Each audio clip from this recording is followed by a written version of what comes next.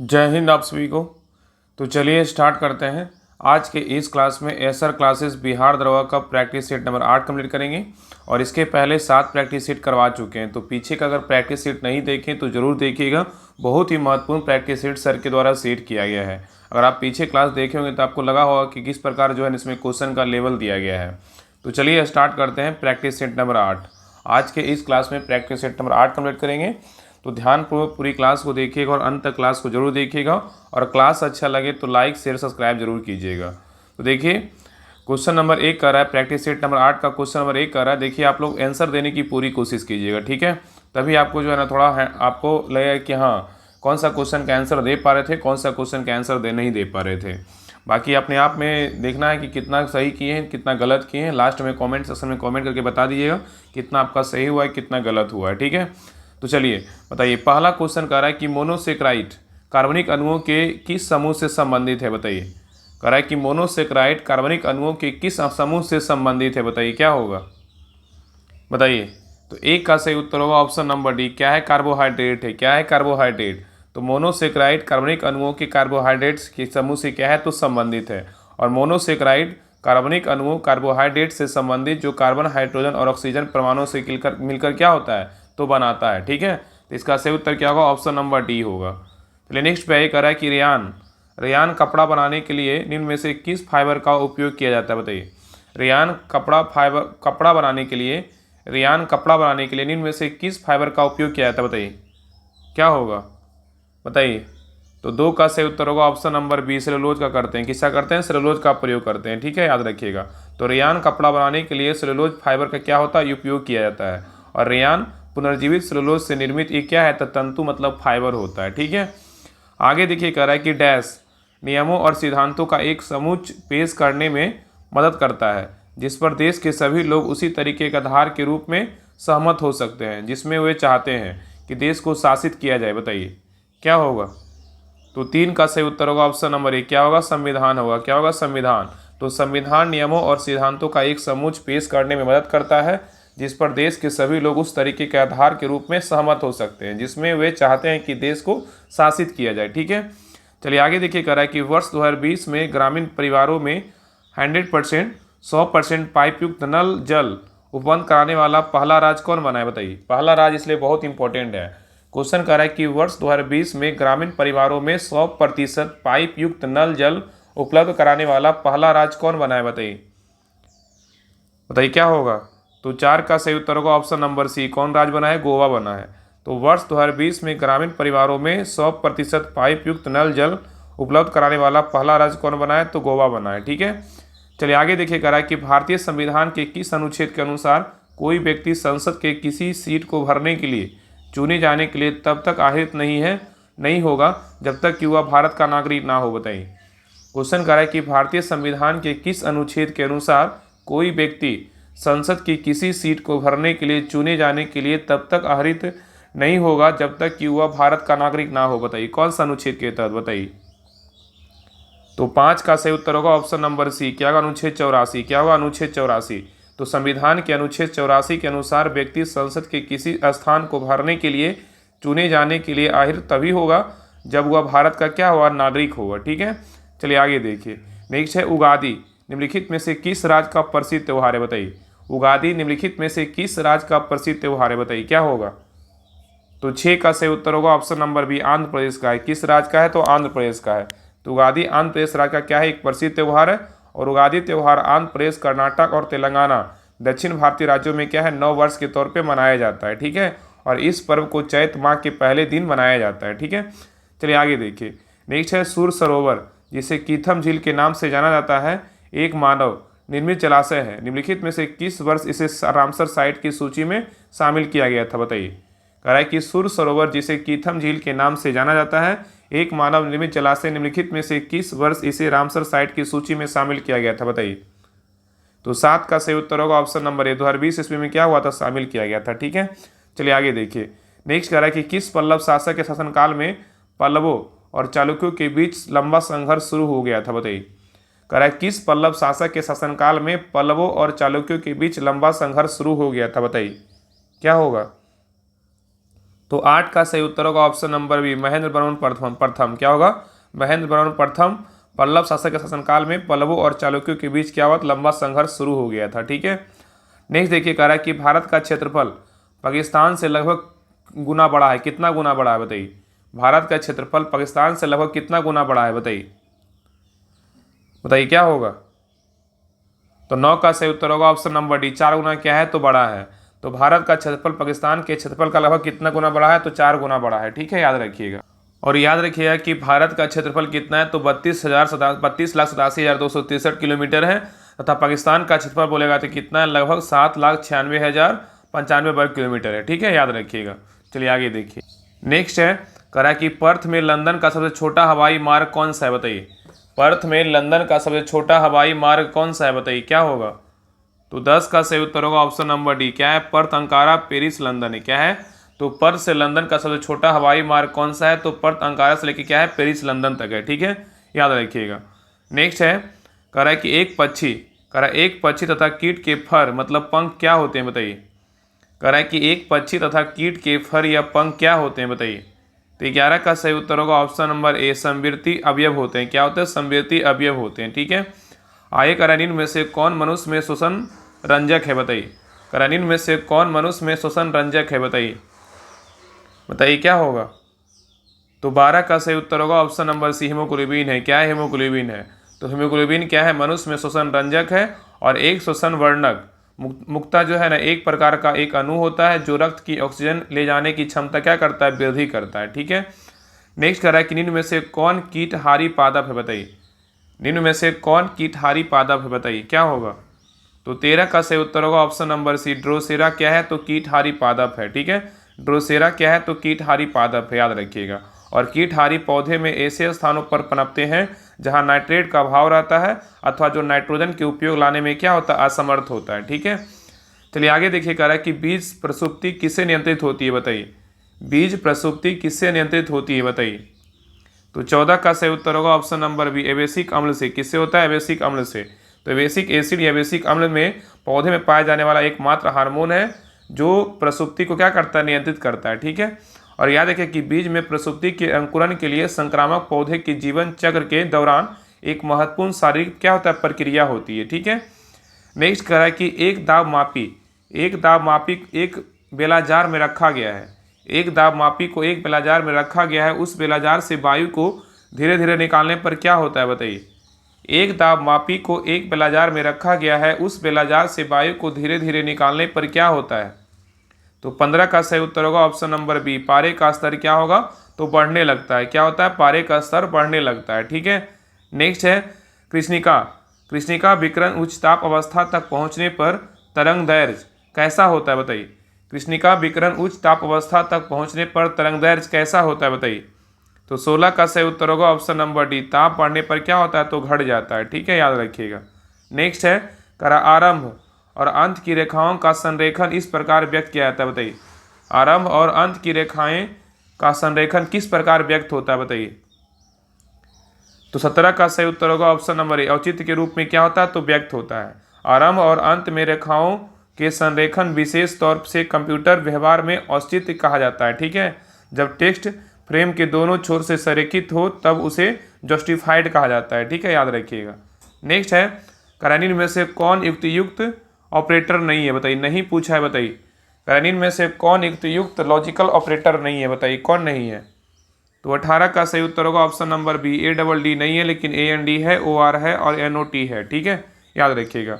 Next है कह रहा है कि बेयर का अभिक्रमक क्या है बताइए? बेयर का अभिक्रमक क्या होता है बताइए? बेयर का अभिक्रमक क्या होता है बताइए? तो 19 का सही उत्तर होगा ऑप्शन नंबर बी, क्षारीय पोटेशियम परमैंगनेट है। क्या है? क्षारीय पोटेशियम परमैंगनेट है। तो कह रहा है कि बेयर का अभिक्रमक क्या होता है? तो क्षारीय पोटेशियम क्या है? तो परमैंगनेट है, याद रखिएगा। ठीक है, और बेयर का अभिक्रमक एक ठंडा पोटेशियम क्षारीय परमैंगनेट होता है और बेयर का अभिक्रमक पोटेशियम परमैंगनेट का क्षारीय समाधान है जो शक्तिशाली ऑक्सीडेंट होता है। ठीक है, चलिए आगे देखिए। नेक्स्ट है कह रहा है विश्व स्वर्ण काउंसिल WGC रिपोर्ट 2024 के अनुसार भारत का स्वर्ण आरक्षित भंडार कौन सा है बताइए? क्वेश्चन पूछ रहा है कि विश्व स्वर्ण काउंसिल रिपोर्ट 2024 के अनुसार भारत का स्वर्ण आरक्षित भंडार में कौन सा स्थान है बताइए? तो 20 का सही उत्तर होगा ऑप्शन नंबर डी। क्या है? तो आठवां है। क्या है? तो आठवां है। ठीक है। नेक्स्ट है, निम्नलिखित में से किस रियाज या केंद्रशासित प्रदेश की चिकरी, वुडक्राफ्ट और मुस्क युद्धजी चावल को जीआई टैग मिला है? बताइए किस राज्य का है। कह रहा है कि निम्नलिखित में से किस राज्य या केंद्र शासित प्रदेश के चिकरी, वुडक्राफ्ट और मुस्क युद्धजी चावल को जीआई टैग मिला है? बताइए क्या होगा।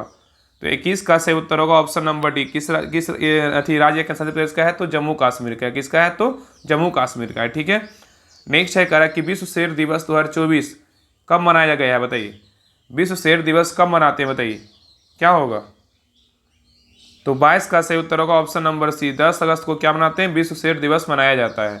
नेक्स्ट है, केरल विधानसभा ने किस अनुच्छेद के तहत केंद्र सरकार से राज्य का नाम बदलकर केरलम करने का आग्रह किया है? बताइए।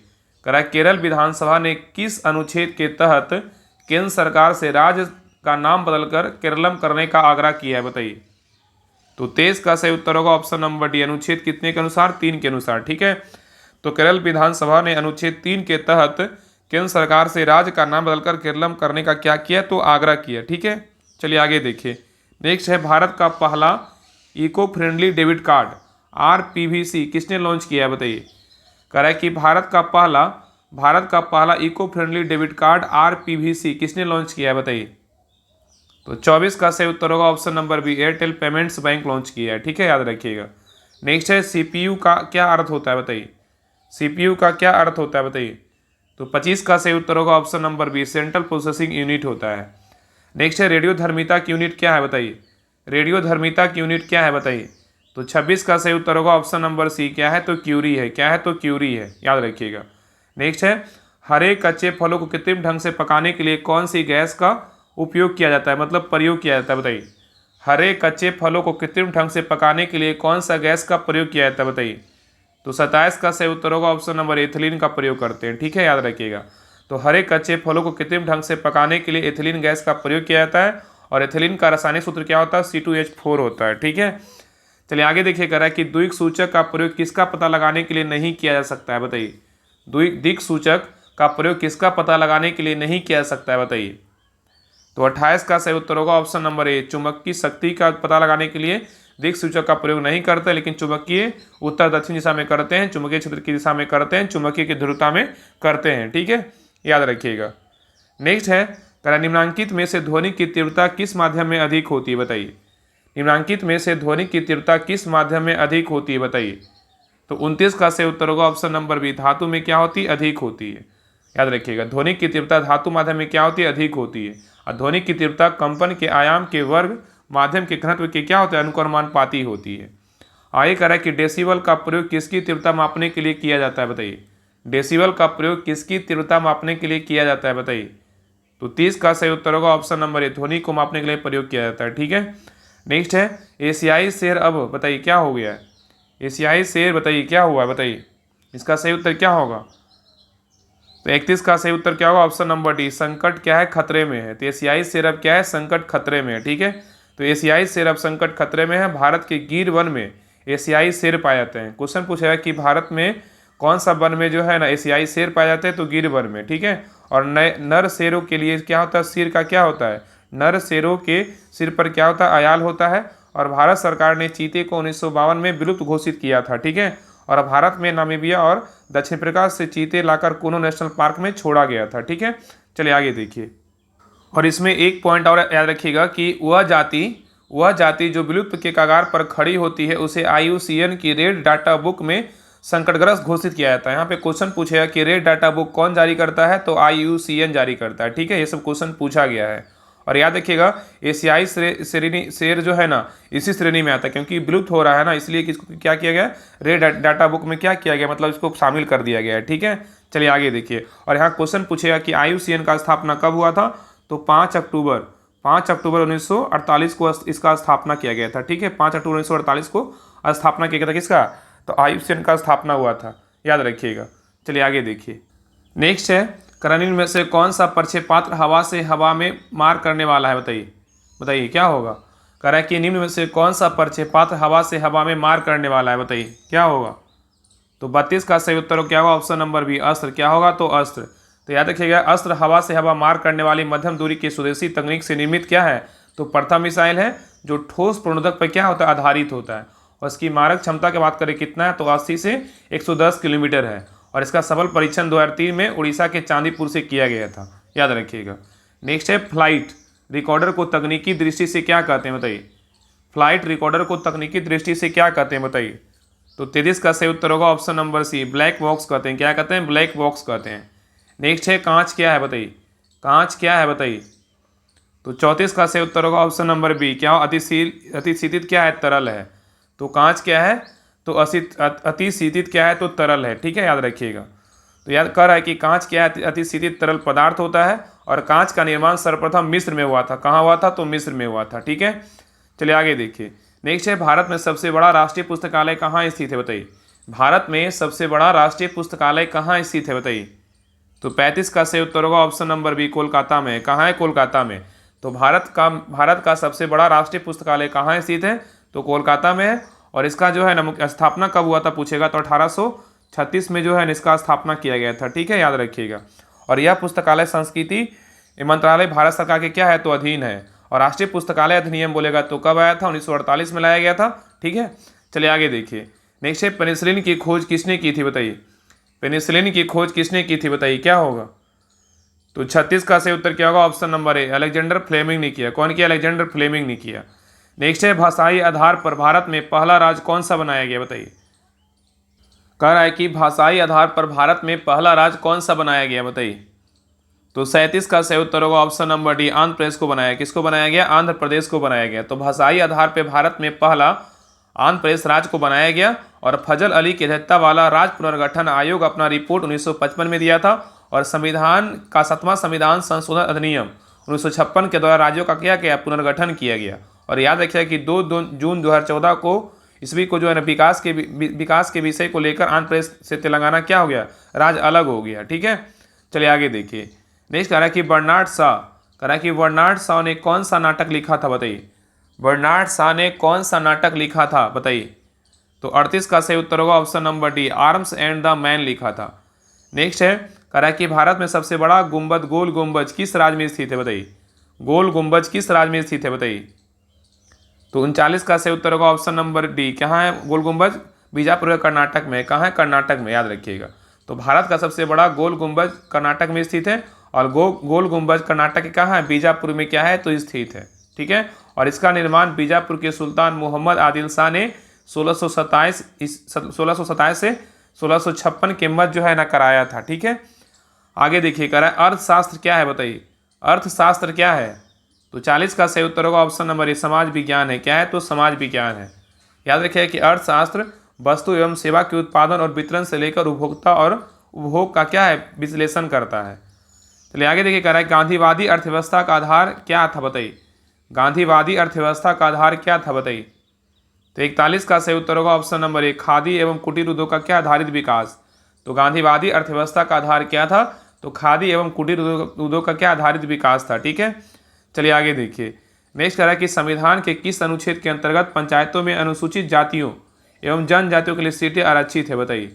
क्वेश्चन कह रहा है कि संविधान के किस अनुच्छेद के अंतर्गत पंचायतों में अनुसूचित जातियों एवं जनजातियों के लिए सीटें आरक्षित है बताइए। तो 42 का सही उत्तर होगा ऑप्शन नंबर बी, अनुच्छेद कितना है, 243 का घ है, ठीक है। तो याद रखिएगा कि संविधान के अनुच्छेद 243 के घ के अंतर्गत पंचायतों में अनुसूचित जातियों एवं जनजातियों के लिए क्या है, सीटें आरक्षित किया गया है, ठीक है।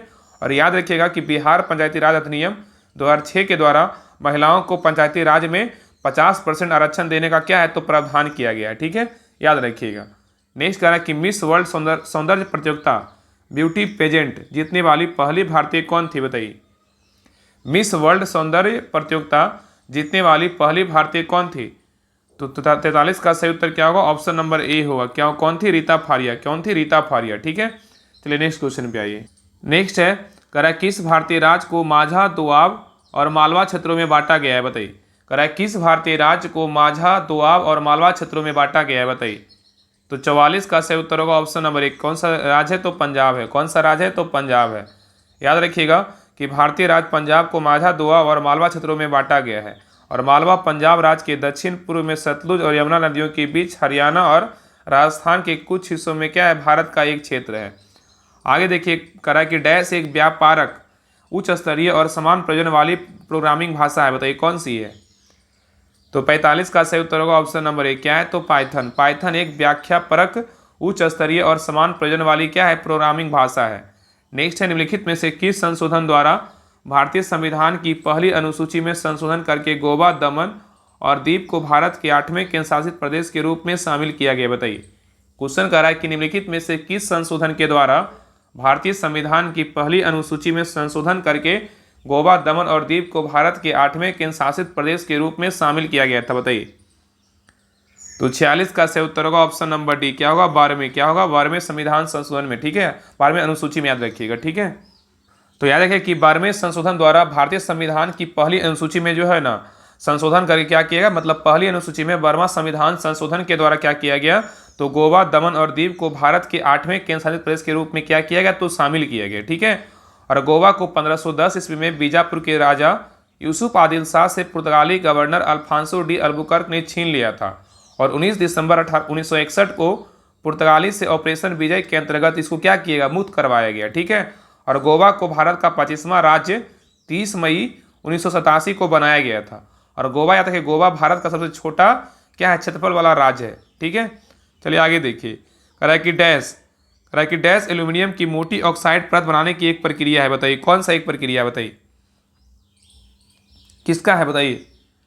तो 47 का सही उत्तर होगा option number D anodising aluminium की क्या है, मोटी ऑक्साइड परत बनाने की क्या है, प्रक्रिया है। एनोडाइजिंग एल्यूमिनियम की मोटी ऑक्साइड परत बनाने की क्या है, एक प्रक्रिया है। ठीक है, और एनोडाइजिंग क्या है, एक विद्युत एक प्रक्रिया होती है जिसमें विद्युत धारा का उपयोग करके किसी धातु के सतह पर स्थित प्राकृतिक ऑक्साइड के स्तर और अधिक मोटा किया जा सकता है। ठीक है, और इस प्रक्रिया में एल्यूमिनियम वस्तु को एनोड बनाकर तंतु सल्फ्यूरिक एसिड के साथ क्या होता है, इलेक्ट्रोलाइज किया जाता है। ठीक है, चलिए आगे देखिए। निम्न में से किस वर्ष पीएम किसान प्रधानमंत्री किसान सम्मान निधि को औपचारिक रूप से क्या है, प्रारंभ किया गया था? बताइए। निम्न में से किस वर्ष पीएम किसान प्रधानमंत्री किसान सम्मान निधि को औपचारिक रूप से प्रारंभ किया गया था? बताइए। तो 48 का सही उत्तर होगा ऑप्शन नंबर ए 2019 ईस्वी में क्या हुआ, तो प्रारंभ किया गया था। नेक्स्ट है, निम्न में से किस वर्ष में भारतीय राष्ट्रीय कांग्रेस ने संविधान सभा की मांग की थी? बताइए। क्वेश्चन करा, निम्न में से किस वर्ष भारतीय राष्ट्रीय कांग्रेस ने संविधान सभा की मांग की थी? बताइए क्या होगा। तो 49 का सही उत्तर होगा ऑप्शन नंबर 1935 ईस्वी में किया था। कब किया था? 1935 ईस्वी में किया था। तो याद रखिए 1935 में भारतीय राष्ट्रीय कांग्रेस ने संविधान सभा की मांग की थी और संविधान सर्वप्रथम स्वराज विधेयक वी.जी. तिलक मतलब बाल गंगाधर तिलक ने 1895 में लाया था। ठीक है, याद रखिएगा। नेक्स्ट कह रहा है कि वर्षा एक तरल है। बताइए वर्षा एक किसका, वर्षा एक तरल है किसका? बताइए वर्षा एक तरल है। बताइए। तो 50 का सही उत्तर होगा ऑप्शन नंबर डी अवक्षेपण है। क्या है? अवक्षेपण। तो वर्षा एक तरल क्या है, अवक्षेपण है। क्या है? तरल अवक्षेपण है। नेक्स्ट है, कह रहा है कि वर्ष 2024 में जननायक कर्पूरी ठाकुर को भारत का सर्वोच्च सम्मान भारत रत्न से सम्मानित किया गया। बताएं कि अब तक कितने बिहार वासियों को भारत रत्न मिल चुका है? बताइए क्या होगा। तो 51 का सही उत्तर क्या होगा, ऑप्शन नंबर बी। कितने लोग को मिल चुका है? 4 लोग को मिल चुका है। ठीक है, तो याद रखें कि वर्ष 2024 में जननायक कर्पूरी ठाकुर को भारत का सर्वोच्च सम्मान भारत रत्न से सम्मानित किया गया और अब तक जो है ना 4 बिहार के निवासियों को जो है भारत रत्न मिल चुका है। ठीक है, याद रखिएगा। और याद रखिएगा कि विधान चंद्र राय का जन्म जो है ना 1 जुलाई 1882 ईस्वी को बांकीपुर पटना में हुआ था, लेकिन वे बंगाली कासत परिवार से आते थे। और याद रखिएगा कि डॉक्टर विधान चंद्र राय को 1961 में, कब? 1961 में जो है ना इनको भारत रत्न से सम्मानित किया गया और इनके जन्म दिवस पर जो है ना इनके जन्म दिवस पर 1 जुलाई को राष्ट्रीय चिकित्सक दिवस के रूप में मनाया जाता है। और बिहार के प्रथम निवासी कौन थे? डॉक्टर राजेंद्र प्रसाद, जो प्रथम राष्ट्रपति थे, इन्हीं को भी जो है ना भारत रत्न दिया गया था। ठीक है, और भारत रत्न देने की शुरुआत 1954 के तत्कालीन राष्ट्रपति डॉक्टर राजेंद्र प्रसाद से किया गया था। और याद रखिए कि वर्ष 2025 तक 53 हस्तियों को भारत रत्न से सम्मानित किया जा चुका है, जिसमें बिहार के कितने महान व्यक्ति हैं? तो 4 है। कितने हैं? तो 4 है। ठीक है, याद रखिएगा। चलिए आगे देखिए। कह रहा है कि कोरिंगा एक सुंदर वन है जहां गोदावरी बंगाल की खाड़ी के अगर अप्रवाही जल में क्या है, मिलती है? बताइए। कोरिंगा एक सुंदर क्या है, तो वन है जहां गोदावरी बंगाल की खाड़ी के अप्रवाही जल में मिलती है। बताइए क्या है, कैसा वन है? बताइए क्या होगा। और यहाँ पे याद रखिएगा ना कि 3 नाम तो बताए ना, 3 नाम याद रखिएगा। एक राजेंद्र प्रसाद को कब मिला था? 1962 में मिला था। पहला व्यक्ति ये थे और दूसरा व्यक्ति कौन थे? जयप्रकाश नारायण थे। इनको कब मिला था? 1999 में मिला था। और तीसरा व्यक्ति का बात करें तो कब मिला था? 2001 में मिला था। और चौथा व्यक्ति बोलेगा तो अभी वर्तमान में कौन? जननायक कर्पूरी ठाकुर है। इन 4 व्यक्ति को जो है ना बिहार में भारत रत्न से क्या है? सम्मानित किया गया है। ठीक है, ये 4 व्यक्ति हैं। ठीक है, याद रखिएगा। चलिए बताइए, क्वेश्चन 52 का आंसर बताइए क्या होगा, कौन सा वन है बताइए। तो 52 का सही उत्तर होगा ऑप्शन नंबर ए, क्या है? मैंग्रोव वन है। क्या है? मैंग्रोव वन है। ठीक है, नेक्स्ट है, कह रहा है कि भारत में प्रतिवर्ष राष्ट्रीय उपभोक्ता अधिकार दिवस कब मनाया जाता है बताइए। भारत में प्रतिवर्ष पूछा है कि राष्ट्रीय उपभोक्ता अधिकार दिवस कब मनाया जाता है बताइए। तो 53 का सही उत्तर होगा ऑप्शन नंबर बी, 24 दिसंबर को मनाते हैं। कब मनाते हैं? 24 दिसंबर को मनाते हैं। ठीक है, नेक्स्ट है अर्थकल फीस्ट और बेटुकाट उत्सव किस राज्य में चर्च द्वारा मनाया जाने वाला त्यौहार है बताइए। कह रहा है कि अर्थकल फीस्ट और बेटुकाट उत्सव किस राज्य में चर्च द्वारा मनाया जाने वाला त्यौहार है। तो 54 का सही उत्तर होगा ऑप्शन नंबर बी, किस राज्य का है? तो केरल का है। चलिए आगे देखिए, नेक्स्ट है, करनिन में से किसने 1878 ईस्वी में बुद्ध गया द हर्मिटेज ऑफ शाक्यमुनि लिखा था बताइए। क्वेश्चन कह रहा है कि निम्नलिखित में से किसने 1878 ईस्वी में बुद्ध गया द हर्मिटेज ऑफ शाक्यमुनि लिखा था बताइए, किसने लिखा था। तो 55 का सही उत्तर होगा ऑप्शन नंबर डी, राजेंद्र लाल मित्र ने लिखा था। कौन लिखा था? राजेंद्र लाल मित्र ने लिखा था। ठीक है, नेक्स्ट है, 100वां अंतर्राष्ट्रीय मैच खेलने वाला दूसरा भारतीय फुटबॉलर कौन बने बताइए। 100वां अंतर्राष्ट्रीय मैच खेलने वाला दूसरा भारतीय फुटबॉलर कौन बने हैं बताइए। तो 56 का सही उत्तर क्या होगा? ऑप्शन नंबर ए, सुनील छेत्री बने। कौन है? सुनील छेत्री बने हैं। तो सुनील छेत्री 100 अंतर्राष्ट्रीय मैच खेलने वाला दूसरा भारतीय फुटबॉलर बने हैं।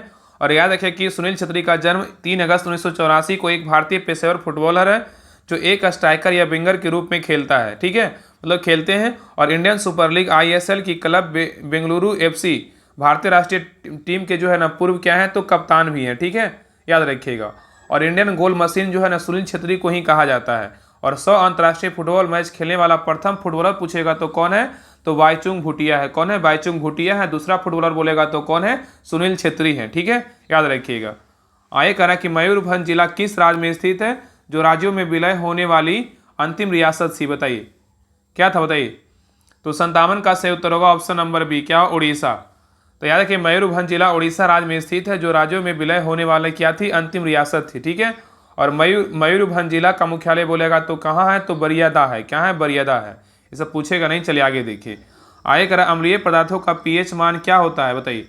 अम्लीय पदार्थों का जो pH मान होता है कितना होता है बताइए। तो 58 का सही उत्तर होगा ऑप्शन नंबर डी, 7.7 से क्या होता है? तो कम होता है। 7.0 से क्या होता है? तो कम होता है। ठीक है, याद रखिएगा। तो अम्लीय पदार्थों का pH मान क्या होता है? 7 से कम होता है। और pH जो है ना एक माप होता है जिसमें अम्लीय या क्षारीय माप पानी का क्या होता है? पता लगाया जाता है। ठीक है, याद रखिएगा। और pH जो है ना, pH का रेंज जो होता है 0 से 14 तक की जाती है, जिसमें क्या होता है? 7 जो होता है तटस्थ होता है। ठीक है, और 7 से कम pH क्या होता है? अम्लता का क्या होता है? प्रतीक होता है। जबकि 7 से अधिक pH ये क्या होता है? क्षार को क्या करता है? इंगित करता है। ठीक है, चलिए आगे देखिए। नेक्स्ट कह रहा है कि चंबल नील में से किस नदी की सहायक नदी है बताइए। चंबल नील में से किस नदी की सहायक नदी है बताइए। तो 59 का सही उत्तर होगा ऑप्शन नंबर बी, यमुना का है। किसका है? यमुना का है। नेक्स्ट है, भारत शासन अधिनियम 1858 के संबंध में लॉर्ड कैनिंग ने किस स्थान से घोषणा की थी बताइए। भारत शासन अधिनियम 1858 के संबंध में लॉर्ड कैनिंग ने किस स्थान से घोषणा की थी। तो 60 का सही उत्तर होगा ऑप्शन नंबर इलाहाबाद। क्या होगा? इलाहाबाद। ठीक है, तो याद रखिएगा ना कि 1 नवंबर 1858 को भारत शासन अधिनियम की मुख्य प्रावधानों की घोषणा लॉर्ड कैनिंग ने इलाहाबाद से किया था। ठीक है, और याद रखिए कि 1857 का स्वतंत्रता संग्राम 1 साल से अधिक समय तक चला था। और याद रखिए इसे 1858 के मध्य तक अंग्रेज ने इसे सैनिक विद्रोह को क्या करता? कुचला गया था। ठीक है, सैनिक विद्रोह से को कुचला गया था। चलिए आगे देखिए, आगे कह रहा है विभिन्न परियोजनाओं के लिए पानी की आपूर्ति के लिए नदी की धारा की दिशा में एक जलाशय बनाने के लिए उसके ऊर्ध्व प्रवाह निर्मित अभेद्य सामग्री की एक जलीय संरचना होता है बताइए, क्या होता है। तो 61 का सही उत्तर होगा ऑप्शन नंबर ए, क्या होता है? तो बांध होता है। क्या होता है? तो बांध होता है। ठीक है, नेक्स्ट है, निम्नलिखित में से किसने 1990 में धौलावीरा में खुदाई शुरू की थी बताइए। निम्नलिखित में से किसने 1990 में धौलावीरा में खुदाई शुरू की थी बताइए। तो 62 का सही उत्तर होगा option number B, RS Bisht ने किया था। कौन किया था? RS बिष्ट ने किया था। ठीक है, नेक्स्ट है, अंतर्राष्ट्रीय टेबल टेनिस महासंघ का मुख्यालय निम्नलिखित में से किस देश में स्थित है बताइए। अंतर्राष्ट्रीय टेबल टेनिस महासंघ का मुख्यालय किस देश में स्थित है बताइए। तो 63 का सही उत्तर होगा ऑप्शन नंबर ए, स्विट्जरलैंड में स्थित है। कहाँ है? तो स्विट्जरलैंड में स्थित है। ठीक है, और स्विट्जरलैंड का में कहाँ है, तो लुसाने में स्थित है, याद रखिएगा। नेक्स्ट है, करें कि स्वतंत्र निकाय के रूप में CSIR भारत में सबसे बड़ा अनुसंधान और विकास संगठन है। CSIR का पूर्ण रूप क्या है बताइए। यहाँ पे पूछा है कि स्वतंत्र निकाय के रूप में CSIR भारत में सबसे क्या है, बड़ा अनुसंधान और क्या है, विकास संगठन है। तो CSIR का पूर्ण रूप क्या है बताइए। तो 64 का सही उत्तर क्या होगा, ऑप्शन नंबर क्या होगा, तो सी है। क्या है, तो council of scientific and industrial क्या है, रिसर्च। CSIR का फुल फॉर्म क्या है, तो council of scientific and industrial क्या है, तो रिसर्च है। ठीक है, चलिए आगे देखिए। और यहाँ पे क्वेश्चन पूछेगा CSIR का स्थापना कब हुआ था, तो 26 सितंबर कब हुआ था, 1942 का इसका स्थापना किया गया था CSIR का। ठीक है, और इसका मुख्यालय पूछेगा तो कहाँ है, तो न्यू दिल्ली में। कहाँ है मुख्यालय, तो न्यू दिल्ली में इसका मुख्यालय है। ठीक है, चलिए आगे देखिए। नेक्स्ट है, कराए कि लोकनाट्य भांड पाथे इनमें में से किस राज्य की नृत्य शैली है बताइए। लोकनाट्य भांड पाथे इनमें में से किस राज्य की नृत्य शैली है बताइए। तो 65 का सही उत्तर क्या होगा, ऑप्शन नंबर ए, कश्मीर का है। किस राज्य का है, तो कश्मीर का है। ठीक है, याद रखिएगा। तो लोकनाट्य भांड पाथेर कश्मीर की क्या है, नृत्य शैली है। ठीक है, चलिए आगे देखिए। नेक्स्ट है, करा कि भारत के किस राज्य में फसली भूमि क्रॉपलैंड का सर्वाधिक प्रतिशत सिंचाई के अधीन है बताइए। करा कि भारत के किस राज्य में फसली भूमि क्रॉपलैंड का सर्वाधिक प्रतिशत सिंचाई के क्या अधीन है बताइए। तो 66 का सही उत्तर क्या होगा, ऑप्शन नंबर बी, पंजाब है। क्या है, तो पंजाब है। नेक्स्ट है, कौन सी अर्थव्यवस्था बाजारोमुखी अर्थव्यवस्था है बताइए। कौन सी अर्थव्यवस्था बाजारोमुखी अर्थव्यवस्था है बताइए। तो 67 का सही उत्तर होगा ऑप्शन नंबर ए, पूंजीवादी है। क्या है, तो पूंजीवादी है। नेक्स्ट है, जापान ने हाल ही में नेविगेशन सैटेलाइट लॉन्च किया है, उसका नाम क्या है बताइए। जापान ने हाल ही में नेविगेशन सैटेलाइट लॉन्च किया है, उसका नाम क्या है बताइए। तो 68 का सही उत्तर क्या होगा, ऑप्शन नंबर ए, मिचिबिकी है। क्या है, तो मिचिबिकी है। तो जापान ने मिचिबिकी नए नेविगेशन सैटेलाइट को H3 रॉकेट के द्वारा क्या किया है, तो लॉन्च किया गया। ठीक है, और जापान 6 मिचिबिकी सैटेलाइट को लॉन्च किया है और मिचिबिकी 6 उपग्रह को ले जाने वाला H3 रॉकेट ने दक्षिणी पश्चिमी जापानी द्वीप पर तानेगाशिमा अंतरिक्ष से क्या है, उड़ान भरी है। ठीक है, आगे देखिएगा कि महात्मा गांधी ने भारत अपना प्रथम सत्याग्रह किस स्थान से शुरू किया था बताइए। महात्मा गांधी ने भारत में अपना प्रथम सत्याग्रह किस स्थान से शुरू किया था बताइए। तो 69 का सही उत्तर होगा ऑप्शन नंबर डी, चंपारण से शुरू किया था। कहां से शुरू किया था, चंपारण से शुरू किया था। ठीक है, चलिए आगे देखिए। आगे करा, भारत के निम्नलिखित में से किस मुख्य न्यायमूर्ति ने कुछ समय तक भारत के राष्ट्रपति के रूप में कार्य किया बताइए। कह रहा है कि भारत के निम्नलिखित में से किस मुख्य न्यायमूर्ति ने कुछ समय तक जो है ना भारत के राष्ट्रपति के रूप में कार्य किया था बताइए। तो 70 का सही उत्तर क्या होगा, ऑप्शन नंबर सी, न्यायमूर्ति M हिदायतुल्लाह थे। कौन थे, न्यायमूर्ति M हिदायतुल्लाह थे। ठीक है, और ये जो है ना 20 जुलाई 1969 से लेकर 24 अगस्त 1969 तक M हिदायतुल्लाह भारत के क्या थे, राष्ट्रपति थे। ठीक है, याद रखिएगा। नेक्स्ट कह रहा है कि किस दर्शन या विचारधारा में राज की अवहेलना करने में विश्वास रखा जाता है बताइए। किस दर्शन या विचारधारा में राज की अवहेलना करने में विश्वास रखा जाता है बताइए। तो 71 का सही उत्तर क्या होगा, ऑप्शन नंबर सी, क्या होगा, मार्क्सवादी। क्या है, मार्क्सवादी। ठीक है, नेक्स्ट है, विश्व का सबसे छोटा संप्रभु देश कौन सा है बताइए। विश्व का सबसे छोटा संप्रभु देश कौन सा है बताइए। तो 72 का सही उत्तर होगा ऑप्शन नंबर सी, क्या है, तो वेटिकन सिटी है। नेक्स्ट है, सार्थवाह कौन थे बताइए। सार्थवाह कौन थे बताइए, क्या होगा। तो 73 का सही उत्तर होगा ऑप्शन नंबर बी, कारवा नेता थे। कौन थे, कारवा नेता थे। ठीक है, तो याद रखिएगा कि प्राचीनकालीन भारत में व्यापारिक कारवा का प्रधान अर्थात नेतृत्वकर्ता सार्थवाह कराता था। ठीक है, और इसके नेतृत्व में व्यापारी अंतर्देशीय व्यापार करते थे और व्यापार अलग अलग श्रेणियों में संगठित थे। इस प्रकार सार्थवाह भी अलग अलग श्रेणियों के जरिए अलग अलग होते थे। ठीक है, आगे कह रहा है कि फ्रांसीसी क्रांति के दौरान शक्तियों के पृथकीकरण का विचार किस दार्शनिक ने दिया था बताइए। फ्रांसीसी क्रांति के दौरान शक्तियों का पृथकीकरण का विचार किस दार्शनिक ने दिया था। तो 74 का सही उत्तर होगा ऑप्शन नंबर सी, मॉन्टेस्क्यू ने दिया था। कौन दिया था, मॉन्टेस्क्यू ने दिया था। नेक्स्ट है, मानव अस्तित्व का प्रारंभिक काल क्या था बताइए। मानव अस्तित्व का प्रारंभिक काल क्या था बताइए। तो 75 का सही उत्तर होगा ऑप्शन नंबर डी, पुरापाषाण काल था। क्या था, पुरापाषाण काल। नेक्स्ट है, लाभ का अभिनव सिद्धांत किसने विकसित किया बताइए। लाभ का अभिनव सिद्धांत किसने विकसित किया। तो 76 का सही उत्तर क्या होगा, ऑप्शन नंबर ए, सुम्पीटर ने किया। कौन किया, सुम्पीटर ने किया। ठीक है, तो लाभ का अभिनव सिद्धांत किसने विकसित किया, तो कौन किया, सुम्पीटर ने किया। कौन किया, सुम्पीटर। नेक्स्ट है जो व्यक्ति किसी स्टेट में नहीं रहता है या वह या तो संत या देवता होता है। पशु यह किसने कहा था बताइए। कह रहा है कि जो व्यक्ति किसी स्टेट में नहीं रहता या वह या तो संत होता है या क्या पशु, यह किसने कहा था बताइए। तो 77 का सही उत्तर क्या होगा, ऑप्शन नंबर सी अरस्तु कहा था। कौन कहा था, अरस्तु कहा था। तो अरस्तु ने कहा था कि जो व्यक्ति किसी स्टेट में नहीं रहता या तो संत है, वह क्या है, पशु है। ठीक है, याद रखिएगा। चलिए आगे देखिए। नेक्स्ट है करा मुक्ति समान इच्छा शक्ति का पालन करने में यह किसने कहा था बताइए। मुक्ति समान इच्छा शक्ति का पालन करने में यह किसने कहा था। तो 78 का सही उत्तर होगा ऑप्शन नंबर ए, रूसो ने कहा था। किसने कहा था, रूसो ने कहा था। नेक्स्ट है गांधी इरविन समझौता पर हस्ताक्षर कब हुआ था बताइए। गांधी इरविन समझौता पर हस्ताक्षर कब हुआ था। तो 79 का सही उत्तर होगा ऑप्शन नंबर सी, 5 मार्च 1931 को किया गया था। नेक्स्ट है तालीकोटा की प्रसिद्ध लड़ाई कब हुई थी बताइए। तालीकोटा की प्रसिद्ध लड़ाई कब हुआ था बताइए। तालीकोटा की प्रसिद्ध लड़ाई कब हुआ था। तो 80 का सही उत्तर क्या होगा, ऑप्शन नंबर बी, 1565 में हुआ था। कब हुआ था, 1565 में हुआ था। तो याद रखें कि 23 जनवरी 1565 को तालीकोटा का युद्ध हुआ था। और याद रखें बहमनी राज्यों के सुल्तान ने विजयनगर के राजा को बुरी तरह से क्या किया था, पराजित किया था। और बहमनी साम्राज्य दक्कन क्षेत्र का क्या था, एक शिया इस्लामी राज्य था। ठीक है, और बहमनी साम्राज्य के संस्थापक बोलेगा था 1347 ईस्वी में अलाउद्दीन हसन बहमन शाह ने किया था। ठीक है, चलिए आगे देखिए। आगे कह रहा है कि निम्नलिखित में से कौन औरंगजेब का उत्तराधिकारी बना बताइए। बताइए क्या होगा। कह रहा है निम्नलिखित में से कौन औरंगजेब का उत्तराधिकारी बना। तो 81 का सही उत्तर होगा ऑप्शन नंबर सी, मुअज्जम बना। कौन बना, मुअज्जम। तो औरंगजेब का उत्तराधिकारी कौन बना, तो मुअज्जम बना। और मुअज्जम शाह आलम प्रथम और बहादुर शाह प्रथम के नाम से जाना जाता था। ठीक है, चलिए आगे देखिए। आगे कह रहा है कि भारतीय सिविल सेवा में अर्हता प्राप्त करने वाले प्रथम भारतीय कौन थे बताइए। भारतीय सिविल सेवा में अर्हता प्राप्त करने वाले प्रथम भारतीय कौन थे। तो 82 का सही उत्तर होगा ऑप्शन नंबर डी, सदत्यनाथ टैगोर थे। कौन थे, सदत्यनाथ टैगोर थे।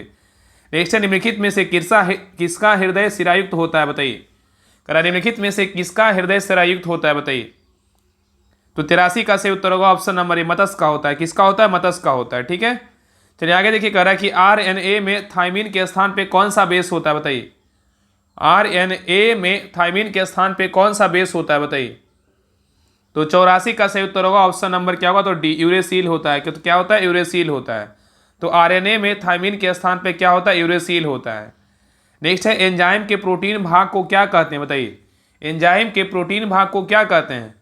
तो 85 का सही उत्तर होगा ऑप्शन नंबर ए, एपो एंजाइम कहते हैं। क्या कहते हैं, एपो एंजाइम कहते हैं। तो एंजाइम के प्रोटीन वाला भाग को क्या कहते हैं, एपो एंजाइम कहते हैं। और एंजाइम के बिना प्रोटीन वाला भाग क्या होता है, सहकारक कहलाता है। और एंजाइम क्या है, जैविक उत्प्रेरक होते हैं। ठीक है, आगे कह रहा है कि लैंप की बत्ती में तेल किसके कारण ऊपर उठता है बताइए। तो 86 का सही उत्तर होगा ऑप्शन नंबर डी, क्या हो, किसी का तो घटना कारण क्या होता है, तो लैंप की बत्ती में तेल ऊपर उठता है। ठीक है, नेक्स्ट कह रहा है कि गैस स्थिरांक R का मान अग्र डिग्री मोल में क्या होता है। गैस स्थिरांक R का मान अग्र डिग्री मोल में क्या होता है। तो 87 का सही उत्तर होगा ऑप्शन नंबर ए, 8.341 गुणा 10⁻7 होता है। ठीक है, याद रखिएगा। तो गैस स्थिरांक R का मान अग्र डिग्री मोल में कितना होता है, 8.341 गुणा 10⁻7 होता है। और याद रखिए कि आदर्श गैस स्थिरांक जिसे मोलर गैस स्थिरांक के रूप में जाना जाता है, और आदर्श गैस नियम PV बराबर क्या होता है, nRT होता है। ठीक है, और यदि याद रखिएगा प्रति केल्विन गैस या गैस द्वारा किए गए कार्य को गैस स्थिरांक R कहा जाता है। ठीक है, नेक्स्ट है सूर्य का निकटतम ग्रह कौन सा है बताइए। सूर्य का निकटतम ग्रह कौन सा है बताइए। तो 88 का सही उत्तर होगा ऑप्शन नंबर सी, क्या है, तो बुध है। क्या है, तो बुध है। नेक्स्ट है निम्नलिखित में से कौन सा एक सरोदवादक नहीं है बताइए। कौन सा एक सरोदवादक नहीं है बताइए। तो 89 का सही उत्तर होगा ऑप्शन नंबर ए, अल्लाह रखा खान क्या है, सरोदवादक नहीं है, लेकिन अली अकबर खान है, अमजद अली खान है, अलाउद्दीन खान है। ठीक है, याद रखिएगा। याद रखिए कि अल्लाह रखा खान जो क्या है, तो तबला वादक है। क्या है, तबला वादक है। ठीक है, ना कि सरोदवादक है। नेक्स्ट कह रहा है किस वंश में कौटिल्य का वर्णन मिलता है बताइए। किस वंश में कौटिल्य का वर्णन मिलता है। तो 90 का सही उत्तर होगा ऑप्शन नंबर ए, मौर्य वंश में मिलता है। किस में मिलता है, मौर्य वंश में। नेक्स्ट है पुलकेशिन द्वितीय चालुक्य शासक ने हर्षवर्धन को किस नदी के तट पर हराया था बताइए। पुलकेशिन द्वितीय चालुक्य शासक ने हर्षवर्धन को किस नदी के तट पर हराया था बताइए। तो 91 का सही उत्तर क्या होगा, ऑप्शन नंबर बी, क्या होगा, नर्मदा। क्या होगा, नर्मदा। ठीक है, नेक्स्ट है कह रहा है कि यूनिसेफ का मुख्यालय कहाँ स्थित है बताइए। यूनिसेफ का मुख्यालय कहाँ स्थित है बताइए। तो 92 का सही उत्तर होगा ऑप्शन नंबर सी। कहाँ स्थित है? न्यूयॉर्क में। कहाँ स्थित है? न्यूयॉर्क में। ठीक है। यूनिसेफ का फुल फॉर्म क्या होता है? United nation international children emergency fund होता है। यूनिसेफ का फुल फॉर्म क्या होता है? United nation international children emergency fund होता है। ठीक है, याद रखिएगा। और यूनिसेफ का जो है ना स्थापना द्वितीय विश्व युद्ध में नए हुए मतलब नष्ट हुए राष्ट्रों के बच्चों को पोषण, स्वास्थ्य आदि सेवाएं उपलब्ध कराने के उद्देश्य से किया गया था। ठीक है, और इसकी स्थापना संयुक्त राष्ट्र महासभा की ने 11 दिसंबर 1946 को किया था। यूनिसेफ का जो स्थापना किया था संयुक्त राष्ट्र की महासभा ने 11 दिसंबर 1946 को किया था। ठीक है, चलिए आगे देखिए। नेक्स्ट है, पानी में डुबोई एक छड़ी किस समृद्धि कारण मुड़ी हुई प्रतीत होती है? बताइए, पानी में डूबी हुई एक छड़ी किस समृद्धि कारण मुड़ी हुई प्रतीत होती है? तो 93 का सही उत्तर होगा ऑप्शन नंबर ए, प्रकाश का क्या होगा? अपवर्तन। नेक्स्ट है, कालबेलिया लोक नृत्य और नृत्य शैली कालबेलिया समुदाय के जीवन के पारंपरिक रहन सहन की व्यक्ति है या इनमें से किस राज्य से संबंधित है? बताइए।